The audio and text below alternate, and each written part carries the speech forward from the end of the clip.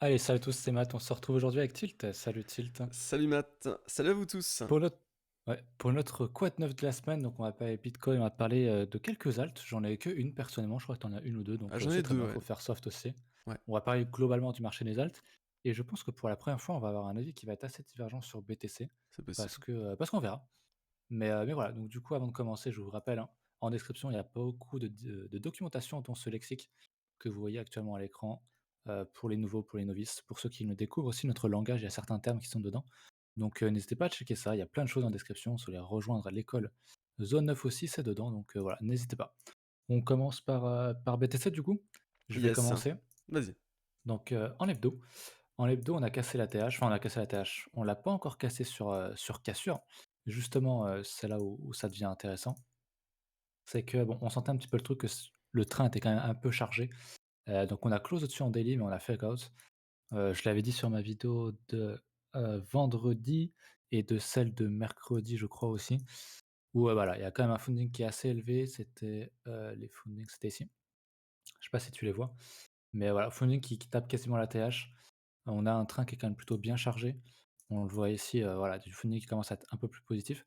Donc je serais pas étonné si Bitcoin venait à faire un petit rejet, revenir dans les 50 000 parce qu'on a une grosse zone de liquidité. Je sais pas non plus si tu vois mon écran encore, le temps que ça charge, j'ai pas préparé. Mais en gros, tu as, open in window, est-ce que ça va marcher? Tu vois le Oui, je vois. Kingfisher là? Yes. On le En voit. gros, ce que j'avais montré, hop, alors faut juste que j'arrive bien à le cadrer. On voit qu'il y a beaucoup, beaucoup de liquidité au-dessus, au sud, pardon. Donc ici, donc c'est tous des gens qui achètent, avec du levier et leur niveau de liquidation théorique se situe là-dedans. On voit qu'on a une belle zone entre 50 et 57 en gros, même 60, et alors qu'au nord, il y a rien et je pense que du coup, il y a beaucoup, beaucoup de gens et on le voit avec le funding qui monte, le funding qui est ici. Je pense que c'est beaucoup de gens qui ont juste acheté la clôture, daily au-dessus de la TH, qui vont juste se faire prendre, quelques semaines, hein. C'est juste, je reste très bullish, hein. Il y a pas de problème. Moi, je pense que voilà. Idéalement, on va chercher un support, les 53 000, pourquoi pas. On a une divergence, un signal quelconque et une structure et puis c'est reparti. On va casser la tâche. Je reste quand même très, très bullish. Je pense pas qu'on aille beaucoup plus bas. En tout cas, pour moi, ce qu'il faut, c'est surtout pas casser ce lot-là qu'on a créé Hmm. et on reste en tendance haussière. Il y a pas de problème. Pour moi, Bitcoin reste très, très fort. Simplement, voilà, c'est souvent qu'on fait des cassures, qu'on fait 4 pour sortir les gens en levier et qu'on construit en dessous et qu'on consolide et qu'on casse ensuite, quoi. Hmm. C'est un classique, donc voilà. Je je serais étonné qu'on fasse ça direct, tu vois? Je pense qu'il faut encore aller un peu plus bas, mais c'est mon avis. Voilà, je connais pas le tien forcément, mais je pense que toi, tu étais un peu plus, to the moniste que moi. Pas nécessairement. Pas nécessairement, c'était quand? C'était en coaching il y a... En fait, j'avais fait un live, effectivement, j'étais assez bullish. Donc c'était quand? C'était jeudi, je crois? Ouais. Et le lendemain, dès le lendemain, j'étais bien moins bullish parce que, en fait, ce qui s'est passé, c'est que cette clôture 3 jours, en fait, hein. Clôture 3 jours du lendemain, enfin du soir en fait, du soir du jeudi, qui se fait vraiment sur une grosse candle de retournement sur ces niveaux. Donc là où effectivement d'un point de vue horaire, donc j'étais plutôt sur du retracement type Vegas H1 pour pouvoir repartir. Dès vendredi matin, j'étais déjà plutôt maintenant sur un niveau type Vegas H4. Donc j'attends toujours le Vegas H4 finalement. Donc ça fait 3 jours que j'attends, 2 jours on va dire que j'attends Vegas H4. Je pense pas qu'on puisse trouver rebond avant Vegas H4, donc c'est entre, on va dire, 57 et 54. On va dire 53, 54 000 dollars jusqu'à 57 000 dollars. Où effectivement, là, on pourrait trouver du coup rebond dans ce Vegas. Parce que du coup, la divergence H4 aura été validée. Donc on a divergence H4. On a candle de retournement d'un point de vue 3 jours, ici. Et là, on va peut-être, du coup, ici, faudra voir la clôture de hebdomadaire, hein. Mais la candle hebdomadaire, ici, a l'air dégueulasse aussi.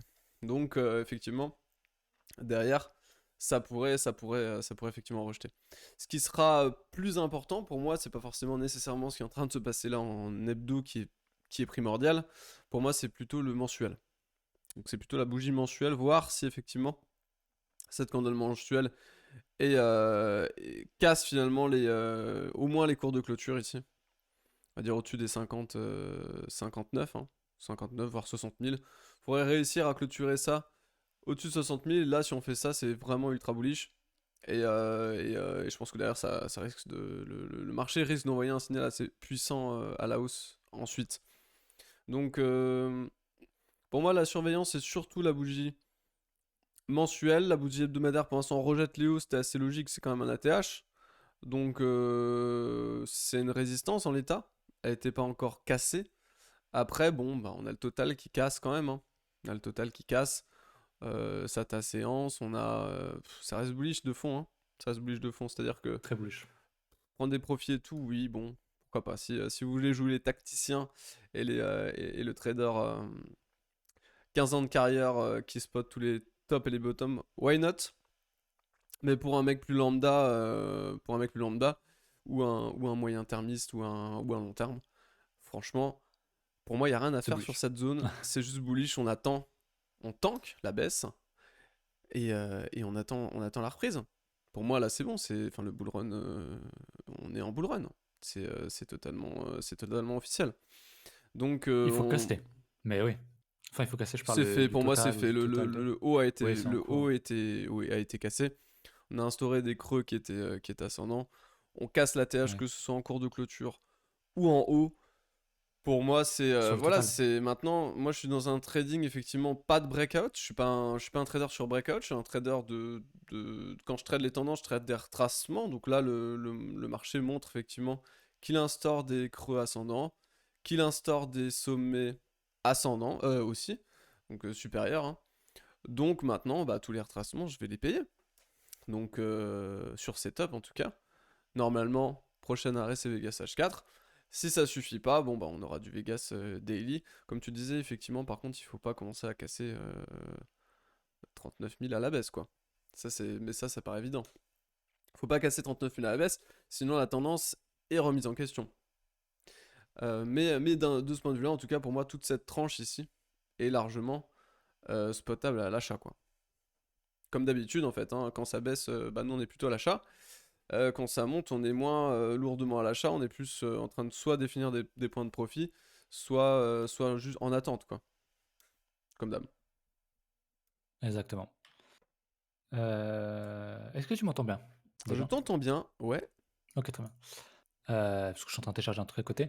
Du coup, je sais pas si tu as parlé de la dominance, J'ai pas parlé de mais moi dominance. j'avais. Je t'en avais pas. Tu peux passer sur mon écran si tu veux. Ouais, Je ouais, t'en ouais, avais pas ouais. reparlé en privé, mais bon, on parlait du fameux double bottom sur la dominance qui était possible, mais il y a la semaine dernière. Oui, semaine Hmm, dernière. Non, on est dimanche. Donc début de semaine. Je parlais du fait que Bitcoin tombait bien, donc le fameux fake out, mais que Ethereum tankait très bien à la baisse, voire consolidait, et d'autres alts aussi. Et je me demandais si le graphe de BTC était certes bullish parce qu'on faisait un ATH, mais en termes de structure, Ethereum était beaucoup plus bullish. Les alts sont oui, beaucoup plus intéressantes à l'achat pour moi absolument. en termes de structure ici que Bitcoin. Et ça se voit Oui, sur la dominance, c'est que là on rejette quand même pas mal sur la dominance. Donc je me demande si on va quand même finalement casser ce niveau des 50. pas sûr. Parce qu'honnêtement, Ethereum, enfin des charts comme ça, t'en as une fois tous les 5 ans, quoi. Et Structure c'est théorique c'est de base vraiment très bullish, ouais. ultra bullish. Putain, ça va être Donc grand, ça. en fait, pour que la dominance monte vraiment, il faudrait que Bitcoin vraiment parte en énorme bulle et que Ethereum monte aussi, mais moins. Hmm, Donc ça paraît être un scénario, bon, possible, rien n'est impossible, mais quand même peu probable pour moi. hmm. Et je pense que on va plus être dans un dans un contexte où, Ethereum va péter, pendant que Bitcoin consolide, slash pète, pourquoi pas, mais que Ethereum va péter beaucoup plus, à mon avis. Donc quand je vois la dominance, bon, faut casser maintenant, faut toujours confirmer, c'est toujours le problème, mais ça me semble être quand même, très bullish pour les alts et c'est pas forcément, bearish pour Bitcoin. Attention, les 2 peuvent monter en même temps, simplement l'un peut monter beaucoup plus fort que l'autre et donc forcément la dominance, Hmm. s'ajoute enfin, comment dire? Évolue en fonction. Voilà, donc moi je pense vraiment que fin d'année, début d'année, 2021, on va avoir une belle alt season, à minima sur les majors, et même les mid cap. Voilà. Hmm. Voilà, voilà. Bah, je pense effectivement que la. Bon, moi, déjà, il faut sortir. Je suis pas vraiment, franchement, d'avis tant qu'on n'est pas sorti de cette zone, on va dire, entre 40. entre Mmh. 50 et 40 de dominance, quoi. Faut casser à la hausse ou à la baisse. Après, vraiment, mon avis, c'est on casse les 40 à la baisse. Je pense on déclenche une L-season. Parce que vraiment, on part sur du price discovery en fait. On va prendre ça, on va le renverser. Je renverse finalement un Bitcoin dominance. On va passer le bullish finalement avec ce graphe. Donc c'est Total 2 contre Bitcoin. Donc qui nous donne finalement une dominance inversée. Effectivement, le gros niveau, le saint niveau, c'est ce niveau. Et si on casse l'ATH de dominance altcoin de décembre 2017. Et on casse du coup mai. Donc on casse mai, on casse 2017, on casse mai 2021. On casse septembre 2021. On casse tout. En fait, et pour moi, vraiment, s'il y a une énorme grosse reprise, etc., et où c'est vraiment ultra intéressant de in dans les alts, vraiment comme un porc, c'est si on casse effectivement ce niveau. Ouais. Ce niveau qui est défini là. Parce que pour l'instant, jusqu'à présent, on restait que sur un retracement. Tout ce qu'on a pu vivre jusqu'à présent lors de ce cycle, ça n'est qu'un retracement de toute la reprise de dominance qu'a pris le Bitcoin de Mmh. fin 2017 à fin 2019, en gros, voire même début 2021 pour si on vient chercher la petite mèche en bas là. Donc pour l'instant, ça n'était qu'un retracement de tout ça. Par contre, derrière, pour moi, si on casse par contre les hauts, donc les plus bas, en gros les plus bas de dominance hein, qu'on avait instauré à la bulle dernière quoi, fin de bulle dernière. Si on pète ça, pour moi, là, par contre, là, ça risque de, de décrocher violent, enfin, de décrocher à la hausse, hein, très violent sur les alts. Donc, c'est vraiment ce niveau que j'attends. C'est cette cassure qui sera décisive pour moi. Avant ça, c'est de l'anticipation. C'est possible, on va peut-être le faire. Le risk-reward est, pour le coup, vraiment énorme, donc il est jouable. Je pense que c'est jouable quand même d'anticiper ça, parce que le risk-reward, justement, si on casse ce niveau, est monstrueux. Donc l'un dans l'autre, ça peut être jouable effectivement de une massive dans les alts et d'avoir une invalidation dès qu'on casse du coup en gros les 50 de dominance à la hausse. Hein. C'est jouable pour moi, mais c'est un peu greedy. Moi j'attends la sortie. J'attends la sortie de cette zone. En gros, sur la dominance, c'est entre 40 et 50 de dominance quoi. C'est vrai. C'est ce que je disais, hein, par, le fait Mm. que, vous on l'a pas encore connu la réelle, alt season. Ouais, C'est qu'effectivement, comme tu as dit, tout ce qu'on a fait pour l'instant, c'est du retracement en ouais, termes de dominance et en termes, bah, de tu as dit total ouais, 2 divisé par BTC, c'est ça, donc le graphe inverse et exactement. ouais, enfin, quand tu regardes ce graphe-là, c'est tellement bullish. Alors, Mm. à condition, bien sûr, là aussi, De de casser. casser ce niveau. C'est-à-dire que là, Ouais, on a une tasse avec anse qui est juste énorme, qui se tracerait normalement, je suis en 3 jours, mais elle se trace en hebdomadaire. oui, Donc derrière, ça annonce, si on casse, tu peux t'attendre assez légitimement à une vraie poussée oui. et à tout péter Tu peux derrière. définir Donc les targets hein, d'ailleurs. Hein. On peut parler des targets. Hein. elles sont là. Elles sont là pour moi, donc c'est, ce point-là, Ouais, pareil, extension de celui-là, donc pareil. c'est ce niveau-là et voilà, Oui, ce niveau-là, on a sur cet indice-là, on a quand même, 400 500 oui. donc ça me paraît pas du tout déconnant, je sais qu'il y en a, ça va trop ils vont penser que ça va être lunaire, mais non, pas du tout. Pour moi, c'est tout à fait légitime, voilà. Clairement. Clairement. Ça te dit de passer sur les alts? Je vais Oui, peut-être passer sur une alt. J'avais parlé du One pendant 15 jours, je crois. Enfin, sur 2 briefs OK. consécutifs. Qui, du coup, voilà, ta séance, pareil. Hein, ta séquence, c'est vraiment le. Pour l'instant, c'est vraiment le. Toi, preuve en est encore que le marché est ultra haussier et qu'on est en train de valider que des structures. C'est que j'ai l'impression de voir que des tasses avec Hans partout, quoi. Enfin, sur tous les Ouais, charts. c'est rare, hein. Il y a quasiment que Ouais. des tasses avec Hans partout. Donc désolé, mais ça c'est une structure de continuation de Blue Market. Ta séance, il y a rien de plus, y a rien de plus haussier, hein, clairement. Hein. Donc le One là qui casse à la hausse, qui pull back, c'était très propre. Hein, il casse légèrement. Il pull back vraiment le niveau parfaitement, les 21 cents en contre 21 et 22 cents, qui est pullback. Et derrière, voilà, bon, sans accélération. 31 cents à l'heure actuelle. Et du coup, j'avais défini des targets, on va les retracer, je les ai plus sur mon chart. Donc je les retrace très rapidement, et on va venir chercher du coup l'extension de tout ce mouvement, donc tout ce mouvement de hausse qu'on a depuis le bottom, et on vient chercher première target d'un point de vue logarithmique, entre guillemets, qui serait du coup les 0, on va dire, on va arrondir à 0,90. 0,90 qui serait du coup premier niveau, donc il y a encore un fois 3 finalement à partir du cours actuel, hein. Avant la première target pour ma part, et ensuite on a 1,80, on a voilà, différents niveaux, hein, qui sont quand même relativement espacés et répartis, donc ça permet quand même de prendre des tranches de profit qui sont assez violentes. On pourrait aussi la combiner avec cette vague, donc on pourrait essayer d'aller voir si on n'avait pas des convergences, on va dire, d'extension Fibo à partir de cette vague. On va aller voir ça. Est-ce qu'on pourrait y définir des zones? Alors, on aurait effectivement les 1,414 ici. Donc, en fait, on aurait potentiellement une zone ici entre 0,90 et 1,13. C'est-à-dire pour ceux qui veulent chercher des signaux à la limite dans ce type de zone, où finalement un niveau ne leur suffit pas, on pourrait du coup ici tracer une zone et venir chercher du coup sur signaux des profits. Est-ce que du coup ce sera une structure? Est-ce que ce sera un essoufflement divergent anticipé? Ça vous regarde. Mais en tout cas, ces zones ici sont entre, on va dire, 0,90 et 1,15. Première zone où on pourrait potentiellement prendre des profits. Et deuxième zone, du coup, 1,80 jusqu'à 2,50, qui pourrait être une deuxième zone où effectivement, si on pouvait avoir une structure ou quelque chose comme ça dans cette zone, ça pourrait être intéressant de prendre des profits. Et ensuite, derrière, bon, bah là, par contre, on va quand même en parler, mais c'est beaucoup plus haut, hein. C'est les 5,30 et on va aller jusqu'à 12. Voilà, ça ira déjà bien. On n'y est pas. Pour l'instant, jusqu'à la dernière target, on est à 1 fois 40, hein. Donc on n'y est pas. On n'y est clairement pas. Mais on a d'autres niveaux avant ça. Mais voilà, ça peut servir, hein, de zone de profit. Donc les 4 zones, hein, dont je viens de parler, qui peuvent être des zones, qui vont être des zones où je vais très certainement du coup agir sur le one. Voilà pour ça. Et la deuxième, c'était Para, j'en avais parlé. Il y a quelques semaines.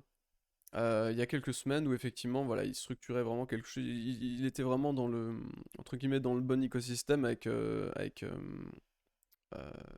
Polkadot, hein, qui sort les parachains, etc. Donc Polkadot qui va faire parler de lui, je pense, dans les semaines à venir, hein, semaines à mois à venir. Très certainement commencer à voir l'intérêt de Polkadot.